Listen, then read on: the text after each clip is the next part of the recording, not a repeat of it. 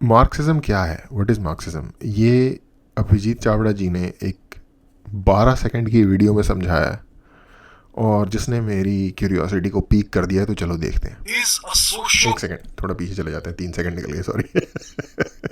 12 second की video है literally. Marxism. अच्छा, इस बंदे ने ना काफ़ी क्वेश्चंस पूछे होते हैं, Akash Bhullar. If communism and Marxism failed on every step and is responsible for killing of millions of people, why is it popular even today? Is a socio-political toolkit. Sorry, I am so sorry. दोबारा से start करेंगे। Marxism is a socio-political toolkit that enables a very small number of people to capture and retain political power. Okay. Marxism. Okay, ये थोड़ा सा unfair है। Simple reason उसका ये है कि ये डेफिनेशन मार्क्सिज्म पे ठीक तो है, लेकिन ये कंप्लीट डेफिनेशन नहीं है, और साथ ही साथ ये एक्सक्लूसिव डेफिनेशन भी नहीं है। ये डेफिनेशन दूसरी चीज़ों पे भी अप्लाई हो सकती है। फॉर एग्जांपल, जो एब्राहमिक रिलीजन्स हैं उन पे भी ये डेफिनेशन अप्लाई हो जाएगी, स्पेशली जो ऐसे रिलीजन जो पॉलिटिकल सिस्टम के साथ मतलब जिनके साथ एक पॉलिटिकल सिस्टम भी अटैच है। उसका रीज़न ये है कि इन्होंने कहा socio political toolkit to control the society by few people, right. तो इसके अंदर नेशनलिज्म भी आ जाता है, इसके अंदर सर्टेन अब्राहमिक रिलीजन भी आ जाता है, जिसका एक पॉलिटिकल एस्पेक्ट भी है। इसके अंदर दूसरी कुछ और आइडियोलॉजीज, दो तो खैर मैंने गिना दी, बट कुछ और आइडियोलॉजीज भी इसके अंदर शायद आ सकती हैं, अभी मेरे दिमाग में नहीं आ रहा। तो आई थिंक ये डेफिनेशन थोड़ी सी वेग है। और ऑफ कोर्स यार 12 सेकंड में who is even expecting for him to, from him to like 12 second की explanation, who is expecting that? एक तरीके का जोक ही था ये, बट एनीवे ये जो वीडियो है, ये क्वेश्चन पूरा आंसर नहीं हुआ, क्योंकि पूरा कि क्यों है ये पॉपुलर, तो वो वाली वीडियो देखते हैं जो मेन वीडियो। ये तो जोक था एक तरीके से। ओके, तो ये है वो वीडियो जिसमें कि पूरा आंसर है उस क्वेश्चन का कि क्यों अभी भी मार्क्सिज्म पॉपुलर है। If communism and Marxism failed at every step and is responsible for killings of millions of people, why is it popular even today? It's because it is so easy to fool people, especially when the fooling is done from a position of authority. When your professors are trying to fool you, you will get fooled by them because they represent authority and knowledge, and you believe that they are trying to help you out, right? They are trying to educate you and help you.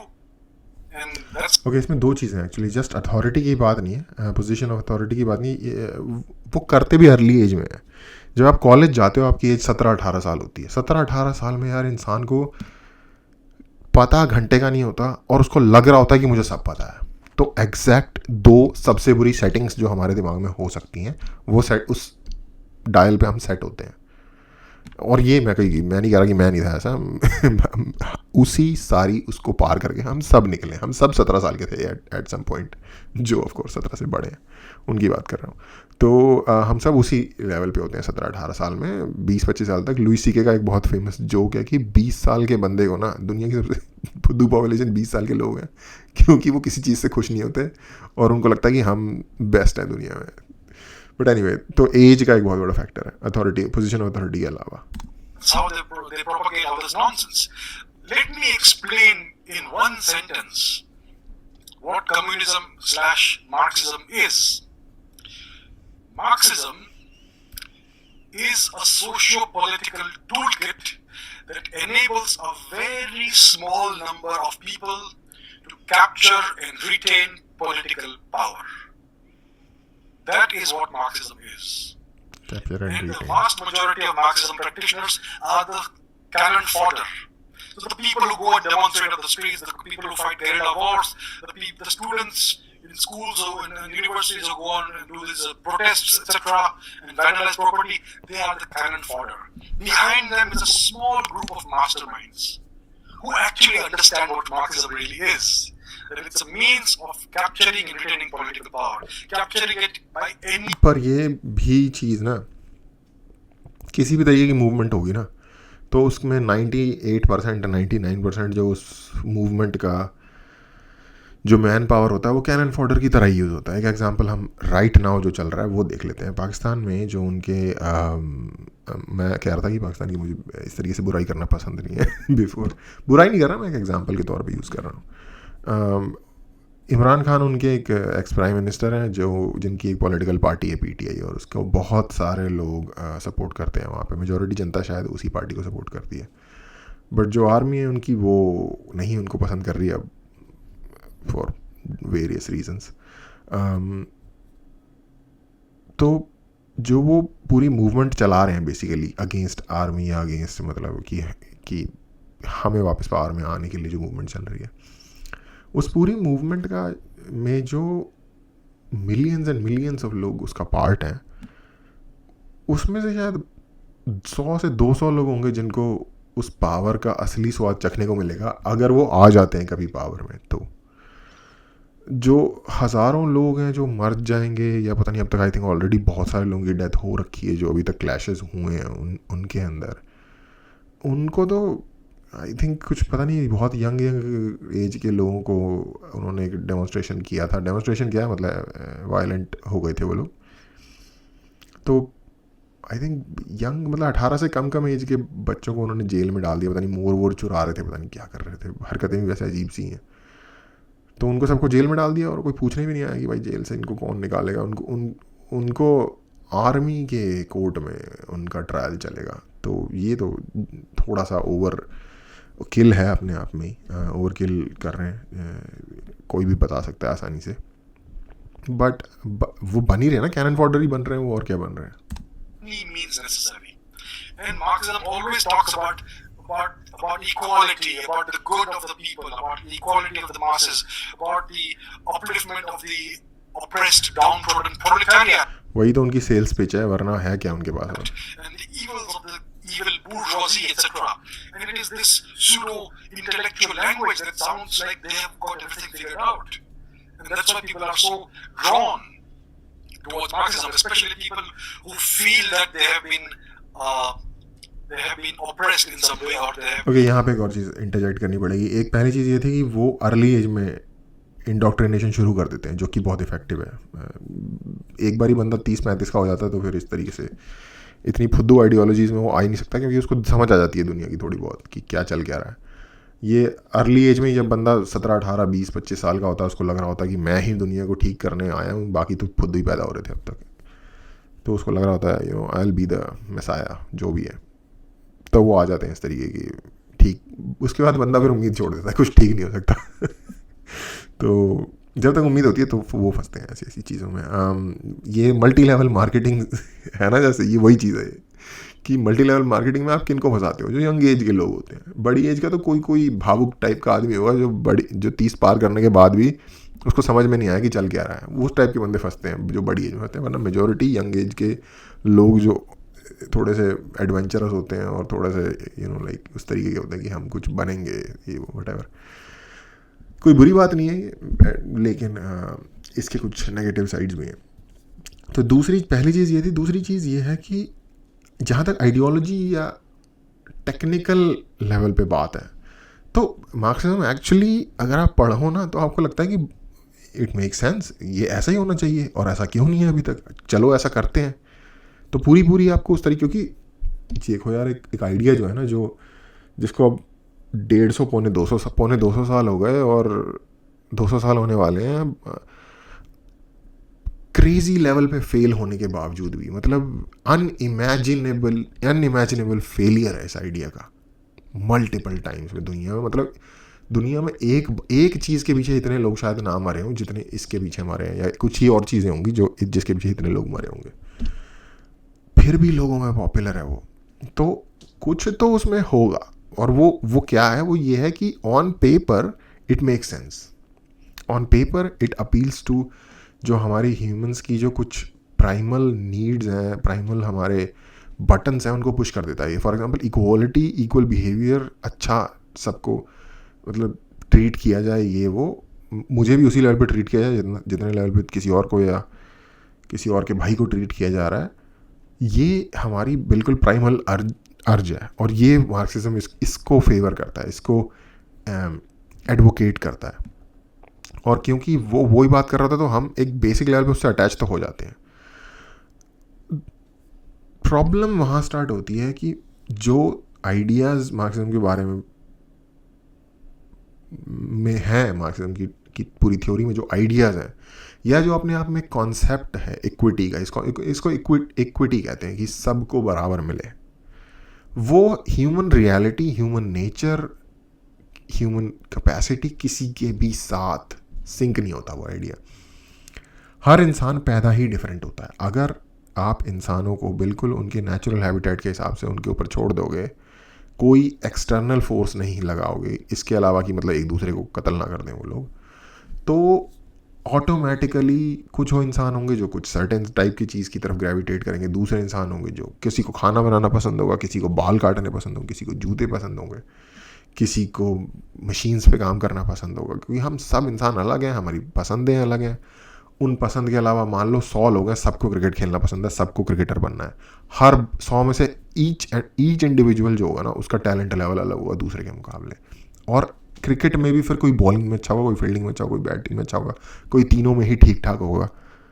तो इतनी ज़्यादा diversity है humans के अंदर दिखने के अलावा उनके टैलेंट और डिस्पोजिशन में, कि कोई भी ऐसी टेक्निक काम ही नहीं कर सकती जो यूनिफॉर्मिटी इम्पोज करने की कोशिश कर रही हो ह्यूमंस पे। यूनिफॉर्मिटी हमारे पेरिल के कॉस्ट पे आएगी। ये बात हमेशा आप अगर आप सोच रहे हो ना कि कोई सोसाइटी है जो पूरी तरीके से इक्वल है, that will come at the cost of our own peril. इस तरीके की सबसे क्लोजेस्ट सोसाइटी आपको चाइना दिखती है दुनिया में, जहाँ पे बाकियों का तो मैं तो आपको सबसे अच्छा एग्जांपल बता रहा हूँ कम्युनिज्म का, क्योंकि बाकी एग्जांपल है वेनेजुएला और क्यूबा जैसे, जहाँ पे लोग बोटों में अपनी जान टूटी हुई बोट में डूब के मरने के लिए तैयार है अटलांटिक में, बट अमेरिका पहुँचना है उनको, कि पता नहीं कितना गैप है, वो 27 किलोमीटर या 27 मील का गैप है क्यूबा के टिप से, जो फ्लोरिडा का जो सदर्न टिप है वहाँ पे, और उस तक वो पहुँच जाएँ बस किसी तरीके से, मरने के लिए तैयार हो जाते हैं। और उनकी तो खैर बात छोड़ दो, हमारे देशों से भी लोग मरने के लिए तैयार हो जाते हैं, इंडिया, पाकिस्तान, बांग्लादेश और दुनिया के हर देश से बेसिकली, कि पहुंच जाए, बस यूरोप पहुंच जाए, यूके पहुंच जाए, अमेरिका पहुंच जाए किसी तरीके। बोटें आए दिन डूबती रहती हैं, ठीक है। तो और उनके तो खैर बहुत ही ज़्यादा डेस्परेट हालात हैं। तो चाइना फिर भी डिसेंट एग्जांपल मैं आपको दे रहा हूँ। चाइना में इस चीज़ को बहुत इम्पोज किया था, इक्वालिटी। आप देखोगे मतलब जो उनकी आर्मी की परेड होगी, जो उनके स्कूल के बच्चों की प्रेयर होगी, सब कुछ वो बिल्कुल यूनिफॉर्म करने की कोशिश करते हैं। बट वो सोसाइटी इतनी सिक है अंदर से कि आप इमेजिन नहीं कर सकते। हमारे देश के बहुत सारे लोग ना एक्चुअल में कभी किसी चाइनीज़ इंसान से मिले ही नहीं होते, या मिले भी होंगे तो शायद उनका बिहेवियर पता नहीं कितना ऑब्जर्व करने का उन्हें मौका मिला होगा। आप जाओ चाइनीज़ ना पूरी दुनिया में, और पूरी दुनिया में ही हर जो मेजर सिटी है ना, वहाँ पे एक चाइनीज़ नेबरहुड होगा। क्या तो उसको कहते हैं, चाइना टाउन नाम से उनका एक होता है ज़्यादातर। और ज़्यादातर ये जो शहर का डाउनटाउन होता है उसके आसपास ही होता है।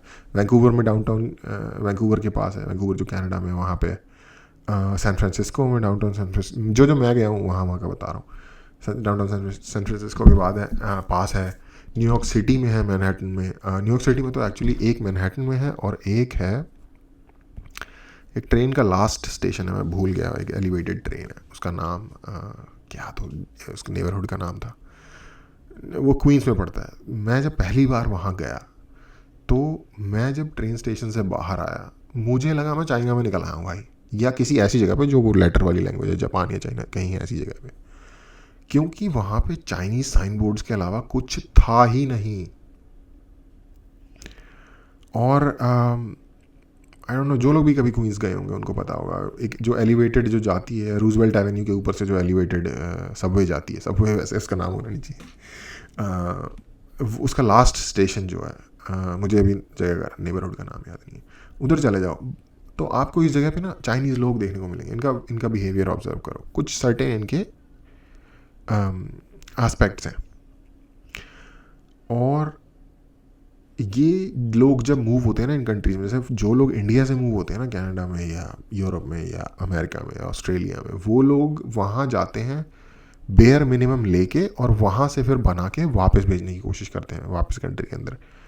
चाइनीज़ का आपको एक स्टैंडर्ड वो मिल जाएगा नेचर कि वो लोग सब कुछ पहले बेचते हैं चाइना में, और फिर वो सारा पैसा through what ever channels move करते हैं उन कंट्रीज़ में जहाँ वो जा रहे हैं, और फिर वो सब कुछ लेके आते हैं और वो जाते ही सबसे पहले घर खरीदते हैं।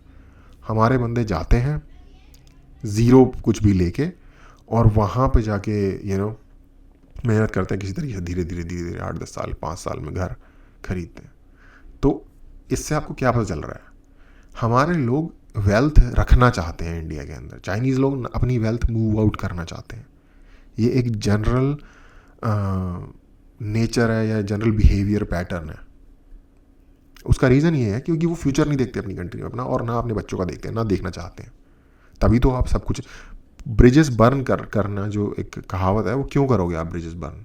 ऐसी जगह से ही करोगे ना जहाँ आपका कोई इरादा नहीं है वापस आने का। Anyway treated unfairly, and that is something that is a sentiment you can evoke in almost anybody, anywhere in the world. You are seeing the deep polarization that you are seeing in the United States. It is a consequence of the Marxist education that they are getting over them. So, in brief, that is why Marxism is so successful even today. Because they have the power of propaganda, they have killed more than 100 million people, whether Much it is more Mao than that. Zedong or Pol Pot or Stalin or the Angolan experiment with Marxism, etc. It's exacted a आज Venezuela में क्या कर रहे हैं यार, अभी देख रहे हैं। horrifying death toll, and yet it continues to be so popular because it is used as an instrument of acquiring political power. It's a very powerful instrument. I will go into this in a separate session perhaps, or maybe I'll do a separate video about this, what exactly Marxism is, but this is a very good question. If communism...